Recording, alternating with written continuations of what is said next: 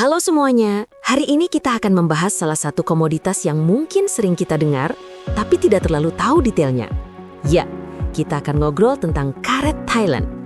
Bukan sekedar getah biasa, tapi ini adalah cerita tentang bagaimana negeri gajah putih itu berhasil mengukir nama sebagai salah satu raksasa karet dunia.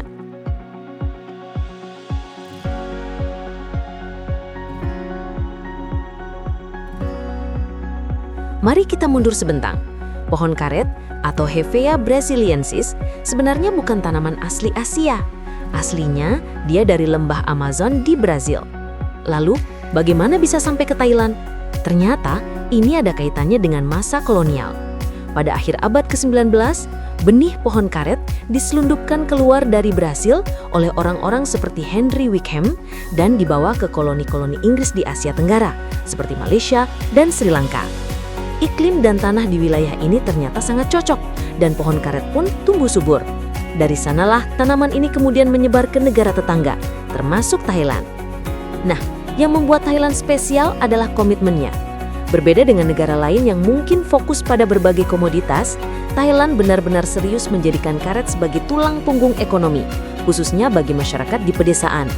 Bayangkan, luas perkebunan karet di Thailand itu mencakup jutaan hektar, terutama di wilayah selatan seperti Suratani, Trang, dan Nakhon Si Thammarat. Daerah-daerah itu seperti kantor pusatnya karet Thailand. Sekarang, apa sih yang dihasilkan dari pohon karet ini? Prosesnya dimulai dari tapping, yaitu menyadap getah dengan menyayat kulit pohon secara hati-hati. Getah putih yang keluar itu disebut lateks. Nah, lateks inilah bahan bakunya. Sebagian besar lateks ini kemudian diolah menjadi rib smoke sheet atau RSS atau blok rubber. RSS itu adalah lembaran-lembaran karet yang dikeringkan dengan asap. Warnanya agak kecoklatan.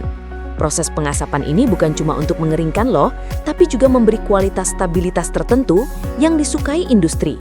Selain itu, ada juga konsentrat lateks yang digunakan untuk produk seperti sarung tangan medis, balon, dan benang karet.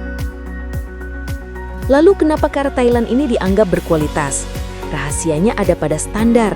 Thailand punya sistem grading yang sangat ketat, mulai dari RSS grade 1 yang terbaik dengan warna cerah dan minim impurities hingga grade yang lebih rendah.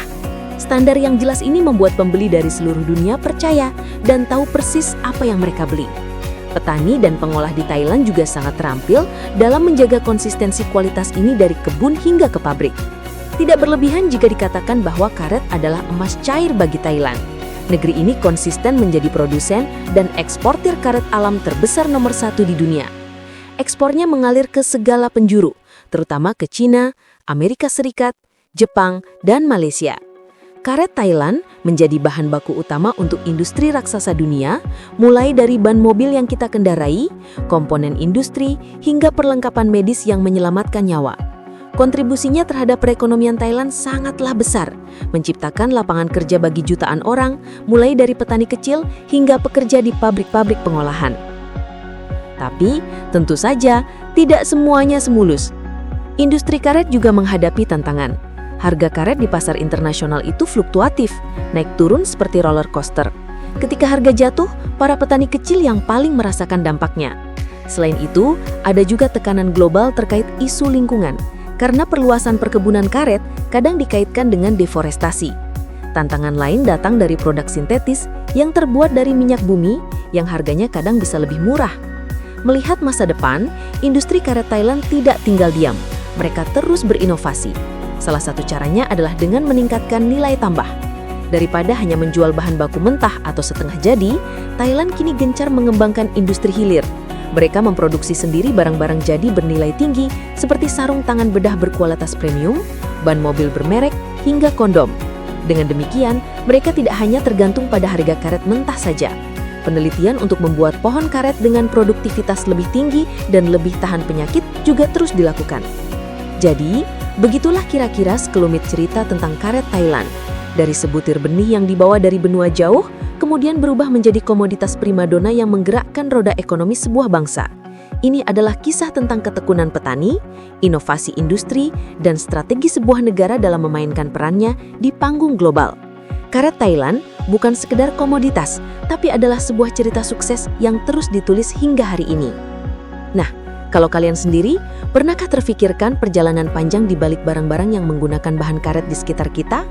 Coba share di kolom komentar pengetahuan atau pengalaman kalian seputar karet. Jangan lupa like, share, dan subscribe untuk konten menarik lainnya. Sampai jumpa di video berikutnya.